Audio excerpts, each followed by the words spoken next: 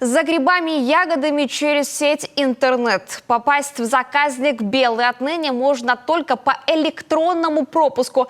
На протяжении 4 месяцев сотрудники Центра информационных технологий работали над системой приема заявок. С понедельника она отрабатывает запросы граждан. Услугой уже воспользовались сотни человек. Виктория Денисова – одна из них.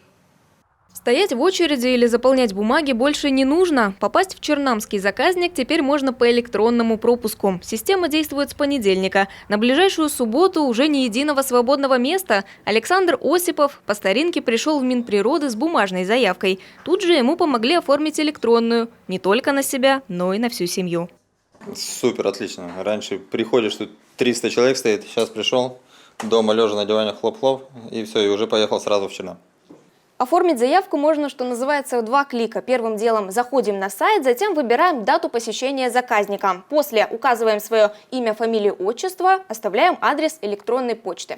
После знакомимся с правилами посещения заказника и оформляем заявку. На электронную почту придет код, его нужно ввести на сайте. Через один адрес можно получить не больше 5 разрешений в сутки, если едете группой. Для каждого нужен свой пропуск. Дату можно выбрать не более чем за 15 дней до заезда. Тут же сайт показывает, сколько мест уже забронировали. Лимит – 310 посетителей в сутки. А вот и уже готовый электронный пропуск. Здесь есть мой порядковый номер и дата посещения заказника. Распечатывать пропуск не нужно, главное запомнить код и предъявить его вместе с паспортом на въезде в заказник.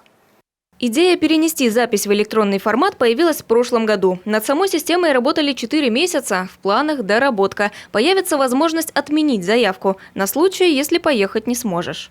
Наша страна, как и все мировое сообщество, переходит на цифровизацию. И для того, чтобы все услуги, которые люди могут получить от государственных органов, прежде всего с точки зрения удобства, быстроты и возможности не ходить в госорганы, наверное, с этой целью мы пришли к идее о том, что пропуск в заказник «Белый» в настоящее время может быть предоставлен людям в электронной форме. Заказник «Белый» – кладезь лесных даров. В 80-х годах прошлого века его создали, дабы сохранить уникальные бары. Сегодня Чернам – место притяжения как для любителей грибной и ягодной охоты, так и для всех, кто предпочитает отдых на природе. 26 августа в заказнике откроется новая тропа. Природа, климат, история. За 2 года собрали всю информацию о Белом и разместили на участке. Теперь здесь можно будет не только отдохнуть, но и багаж знаний пополнить. Виктория Денисова, Артем Соколов, телеканал Юрган.